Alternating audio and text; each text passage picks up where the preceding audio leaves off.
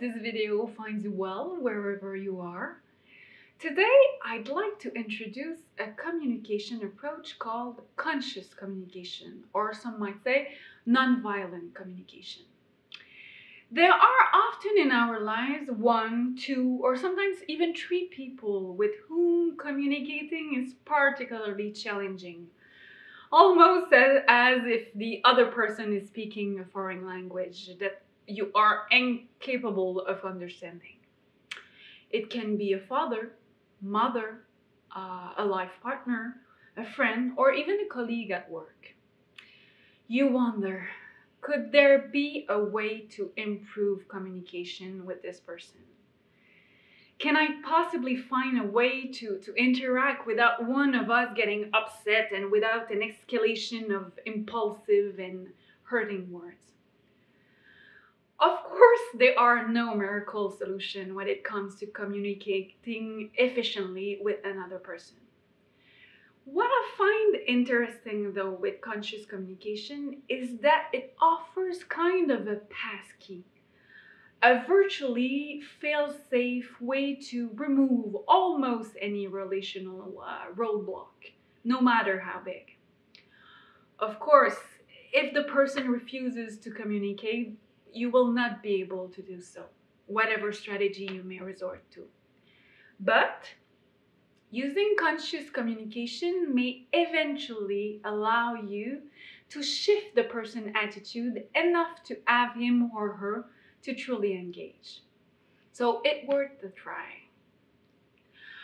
One of the fundamental principles behind conscious communication is the importance of relationship between people. There's me, the other one, and there is the relationship that we also have to take care about, like the scarf between us. Indeed, communication can only occur if there is a sincere desire to do so between two people. Imagine a scarf between two people. The scarf cannot be held tight between them unless they both grab it firmly. Once they're holding on, both people can start to think about what they have to say to each other, all the while looking for and trying to get a feel that the other's emotion and needs.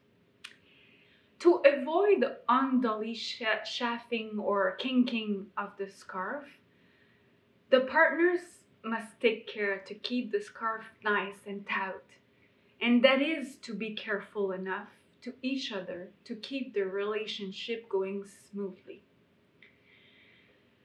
This concern for the relationship is absolutely essential. If one person drops the scarf, the conscious communication cannot take place anymore. The second principle is consciousness. We often interact with others without being really conscious of what we want, feel, need, and want to convey. Interacting more spontaneously or impulsively. You're still doing this on purpose, or I always end up alone anyway, or you think you're better than me, etc., etc. Often also, we're not fully aware of what the person in front of us really needs, in what emotional state this person is, or what she is really asking for through this interaction. That's an essential key.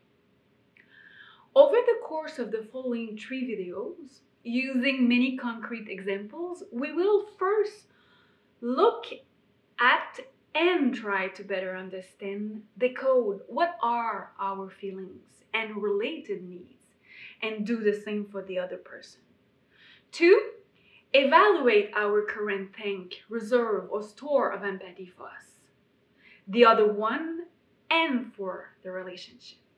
And 3, we will have a look at the 4 steps of conscious communication that can lead to a more harmonious relationship with the person we are struggling to interact with. I called it 4-step walls with a partner. So I hope you'll be interested in going forward with this exploration. In the meantime, for those of you who would like to take a closer look at conscious communication, I suggest that you read Marshall Rosenberg's beautiful introduction book entitled Nonviolent Communication, A Language of Life. Mr. Rosenberg is the founder of the nonviolent communication approach, and he came up with this image that illustrates words are windows or they are walls. The book is reader friendly and it will allow you to better understand the workings of this particular approach. So here's to the pleasure of meeting with you soon in the 3 next videos when we begin our exploration of a communication approach that has the potential to enable you to unlock many difficult relationships. Have a great day!